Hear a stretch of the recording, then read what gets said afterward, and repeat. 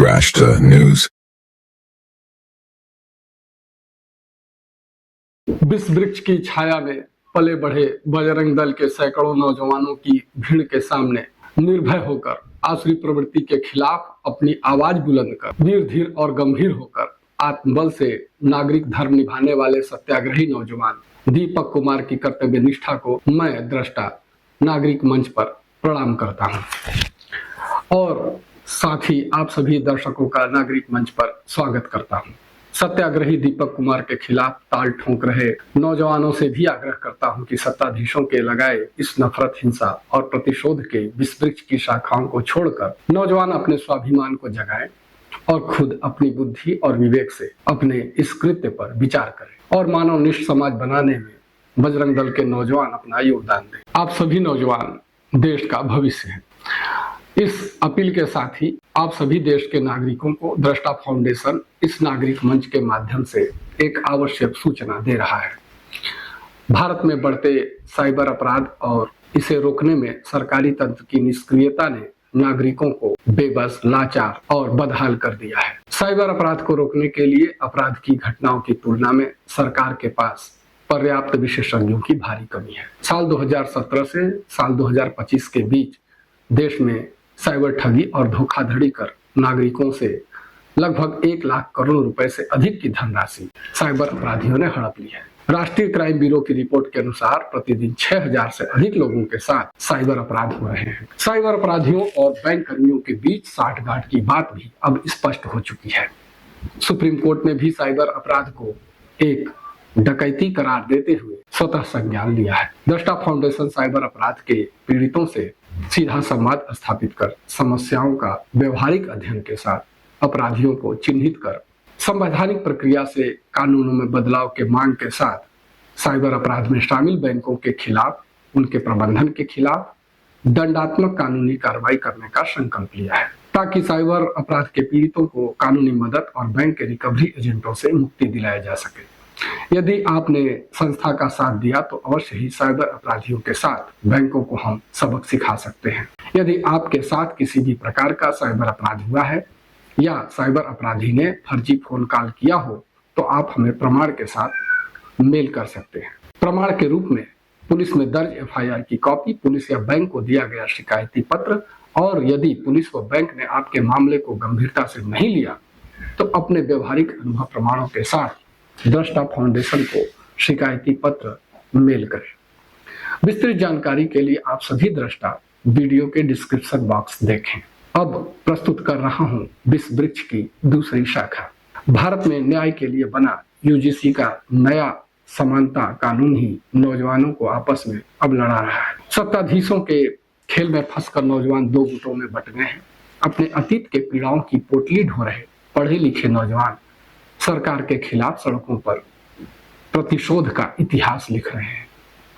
कुछ सवर्ण जाति के नौजवान भारत बंद कर रहे हैं तो वहीं पिछड़ा दलित समाज के नौजवान छात्र प्रधानमंत्री का कॉलर पकड़कर संसद से बाहर करने की धमकी दे रहे हैं।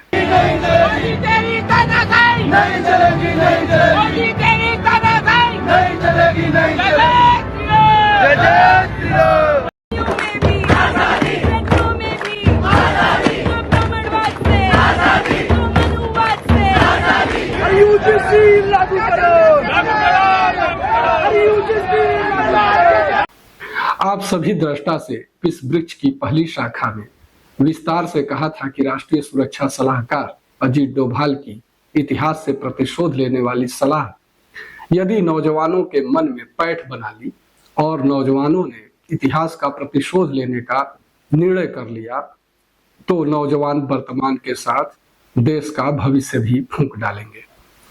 अजीत डोभाल की सलाह को नौजवान इतनी जल्द अपने मन और मस्तिष्क में बिठा लेंगे, यह दृष्टा को भी आश्चर्य में डाल दिया है। राजनीति को पार्टियों और जातिगत गुटबाजी में समझने वाले नौजवान सत्ताधीशों के असल राजनीतिक खेल में उलझ गए हैं। अगर मोदी जी प्रधानमंत्री बने, इन लोगों ने बोला हिंदू हृदय सम्राट, आज जब ओबीसी को समानता का अधिकार दिए तो लोग क्या बोल रहे हैं कि तेली है, तेली का मुंह दुनिया की सबसे तेजी से बढ़ती अर्थव्यवस्थाओं में शुमार भारत में आर्थिक विकास के ढिंढोरे के पीछे एक सत्य छिपा है। इस सत्य को पूंजीवादी सत्ताधीश बताने से डरते हैं, क्योंकि देश के 150 करोड़ नागरिकों से अधिक इन सत्ताधीशों को सत्ता से मोह है।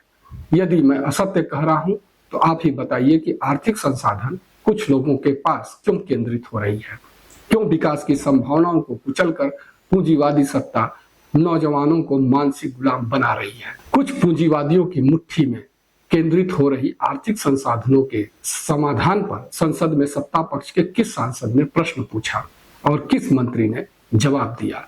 सत्य यह है कि यह अमीर और गरीब के बीच की खाई अब इतनी गहरी हो चुकी है कि इसे आपातकाल घोषित करने की मांग उठ रही है। G20 की एक रिपोर्ट के मुताबिक साल 2000 से 2023 के बीच भारत के शीर्ष 1% अमीरों की संपत्ति हिस्सेदारी में 62% की वृद्धि हुई है।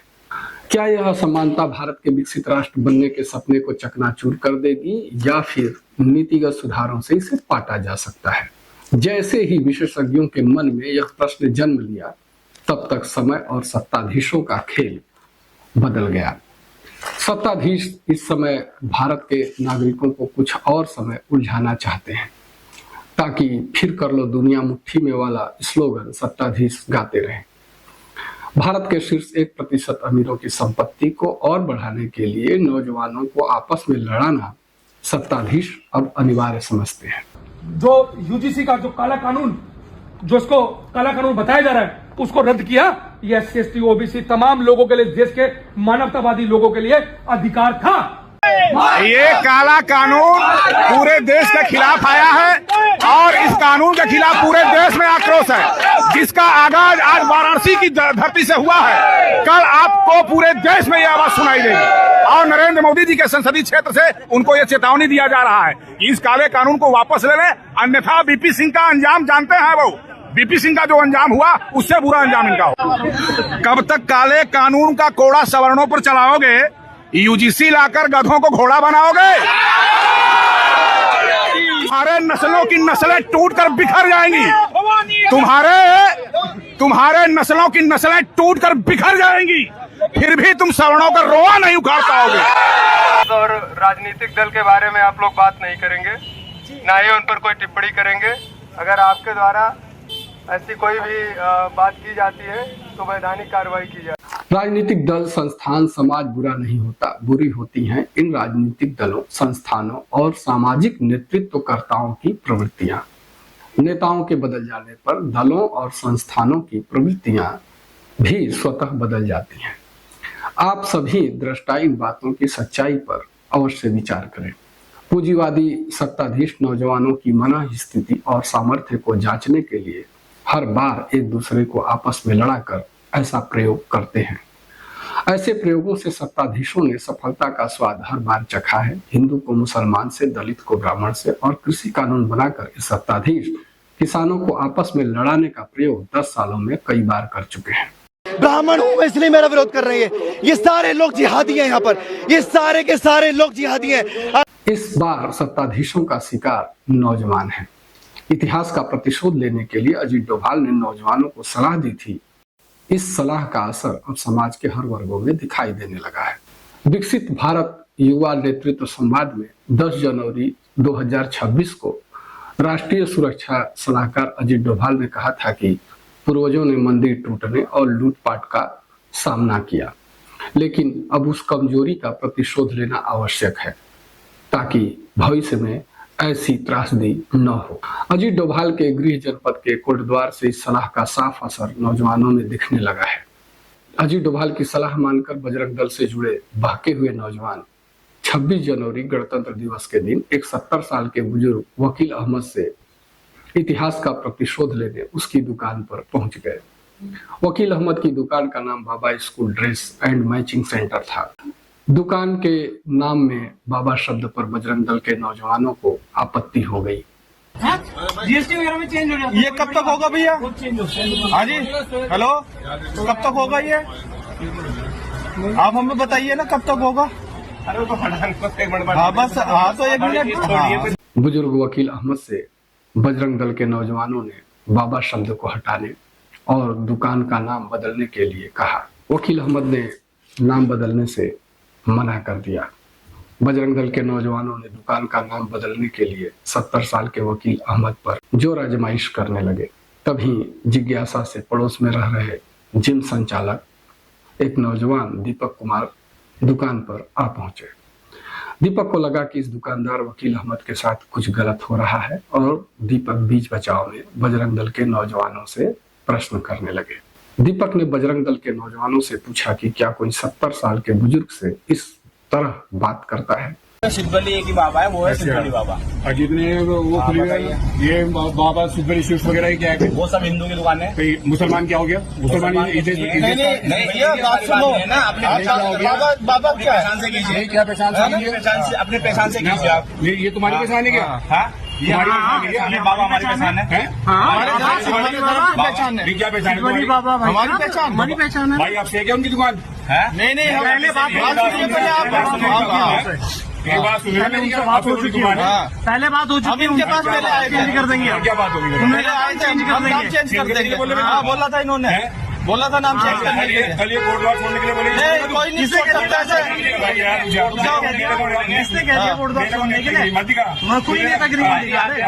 मैं आराम से कर रहा हूँ भाई, बात सुन ले, आराम से कर रहा हूँ। आराम से बात कर रहे हैं। चेंज करेगा भाई? एक मिनट भाई, चेंज करेगा तू नाम?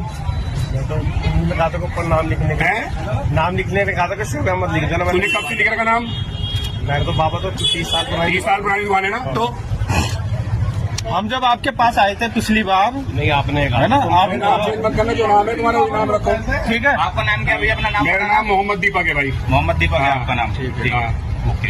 और बार की आप नाम है कोर्ट वार का, तुझे नाम से क्या लेना मेरा? किसी दुकान में वीडियो बना रहा हूँ, बदमाश करो।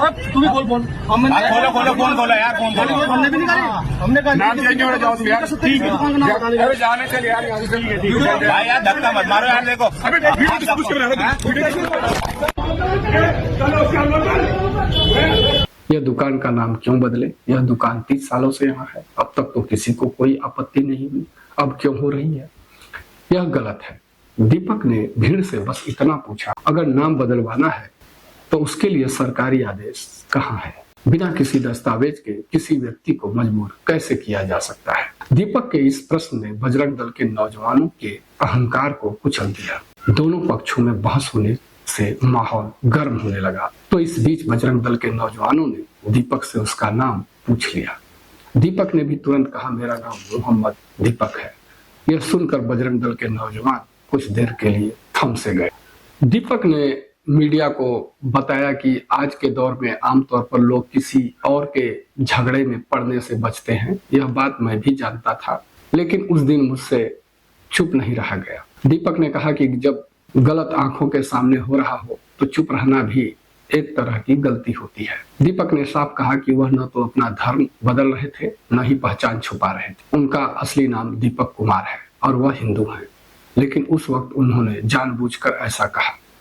दीपक ने कहा कि मुझे लगा कि सामने वाले शायद सिर्फ एक ही कौम को टारगेट कर रहे हैं। मैंने सोचा कि अगर मैं खुद को उसी पहचान से जोड़ दूं तो शायद उन्हें एहसास हो कि वे क्या कर रहे हैं।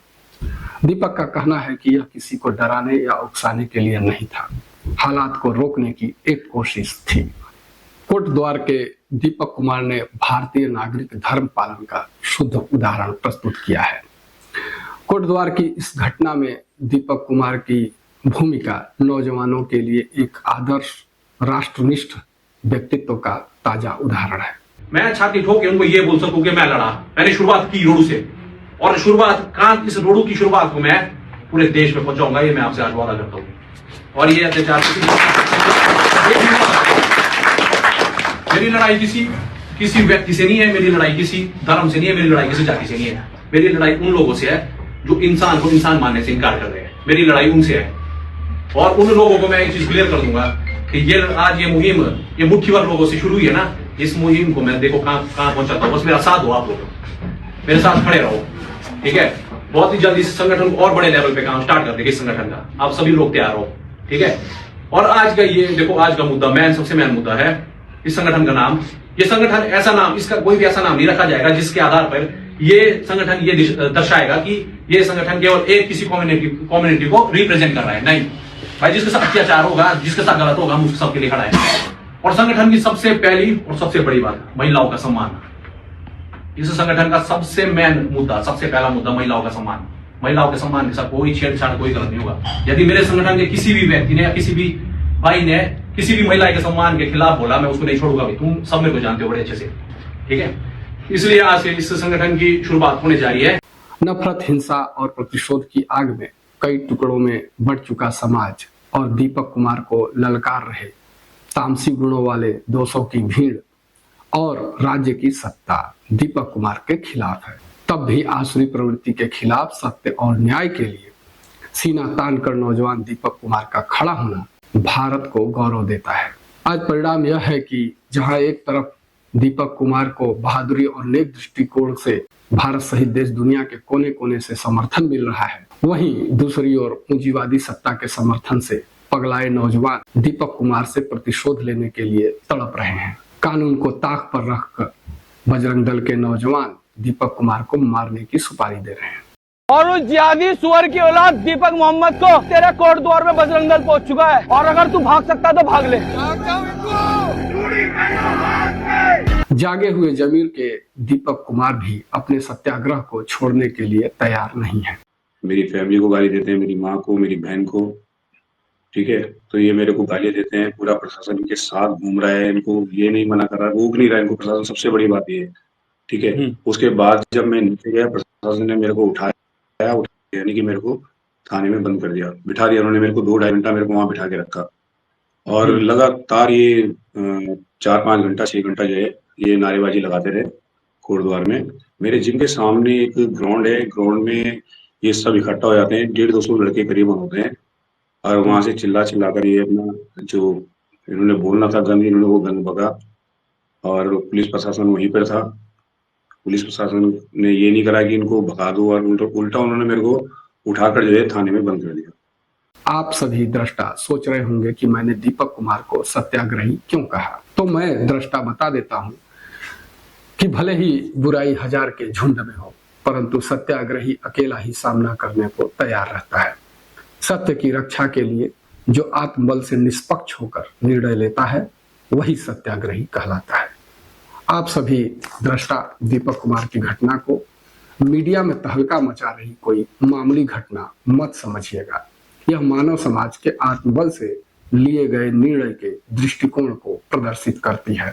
यह घटना बुराई के खिलाफ एक आम नागरिक का यलगार है। हिंदुस्तान में एक कौम को बहुत टारगेट किया जाता है, वो है मोहम्मदन को। मैं इसके बहुत खिलाफ हूँ, पहली बात। दूसरी बात यह है कि मैं कह रहा हूँ कि मोहम्मदन ठीक भी है तो मोहम्मदन गलत भी है, हिंदू ठीक भी है तो हिंदू गलत भी है। और वो उनकी सोच है, वो क्या बोल रहे हैं, चलो मैंने मान लिया लव जिहाद का मतलब है, जो भी है XYZ जो बोल रहे हैं कि मोहम्मदन ऐसा करते हैं। यार तुमने अंकिता भंडारी के लिए कितनी आवाज उठाई बताना जरा तुम, जो तुम इतनी बड़ी बड़ी बातें करो। वो तो हिंदू बहन थी हमारी, और हमारे देश की बेटी थी, हमारे उत्तराखंड की बेटी थी। उसके साथ अत्याचार किया, उसके साथ दुष्ट कर्म किया, उसको मारकर फेंक दिया गया है। आज उसके घर परिवार वालों से पूछो ना, उसके घर परिवार वालों से पूछने तो नहीं रहे वो। उसके लिए एक पोस्ट तक उन्होंने डाली फेसबुक के अंदर। हमने अंकिता भंडारी के लिए भी आवाज उठाई है, हमने इस बाबा जी के जो साथ हुआ है इसके लिए भी आवाज उठाई है, और आगे भी उठाते रहेंगे कि जहाँ भी गलत होगा मैं चौड़ा होकर वहाँ पर खड़ा रहूंगा, क्योंकि मेरे को जवाब देना है अपने भगवान को, अपनी माँ को, जिसने मेरे को पैदा किया है और जिसने पैदा करके मेरे को ये सब कुछ सिखाया कि बेटा जहाँ भी गलत होगा तो आवाज उठाए।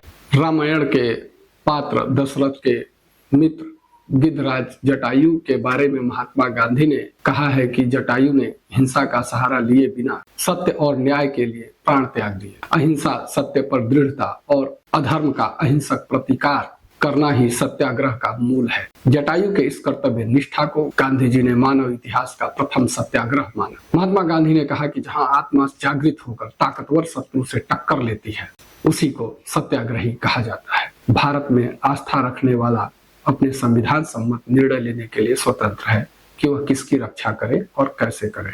समय व्यक्ति के अनुकूल न हो और परिस्थितियां विपरीत हों, तब जो व्यक्ति सत्यनिष्ठ होकर परिस्थितियों को दुश्मन के प्रतिकूल कर दे, वही निर्भय व्यक्ति समाज का आदर्श होना चाहिए।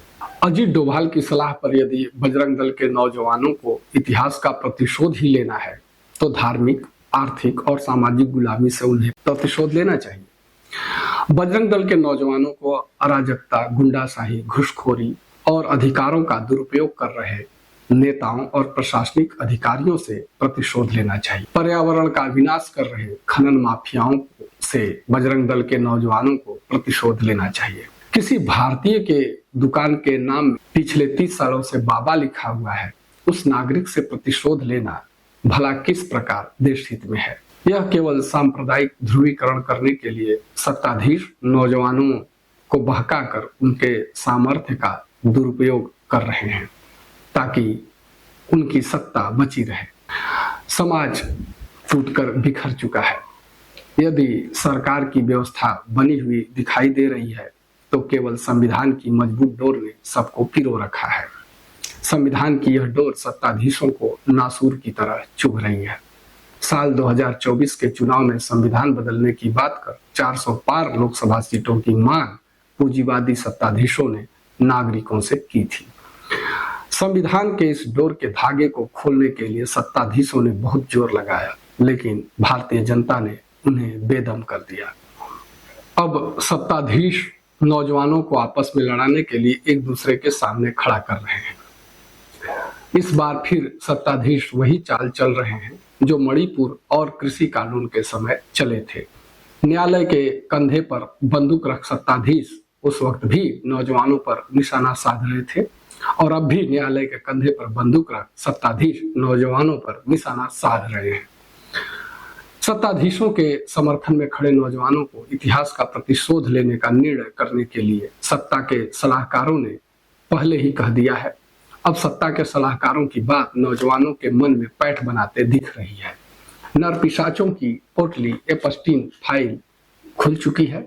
दुनिया की राजनीतिक सत्ता चला रहे धन कुबेरों की दरिंदगी भी सामने आ चुकी है। देश के मान सम्मान से समझौता करने वालों की पोल भी धीरे धीरे खुल रही है। देश की 90% आबादी और किसानों के जीवन को विदेशियों की मुट्ठी में कैद करने की कोशिशें भी सत्ताधीशों द्वारा जारी है। दृष्टा देश के नागरिकों से निवेदन करता है कि सत्ताधीशों के प्रपंच से नागरिक सतर्क रहें और सावधान रहें और अपने नागरिक धर्म का पालन करें। इसी के साथ आप सभी दृष्टा मुझे आज्ञा दीजिए, फिर मिलेंगे एक नए विषय पर। जय हिंद। आप सभी दृष्टा देखते रहिए मानव समाज के उत्थान से पतन तक की खबरें केवल दृष्टा न्यूज पर। सत्यम भूत हितम प्रोक्तम।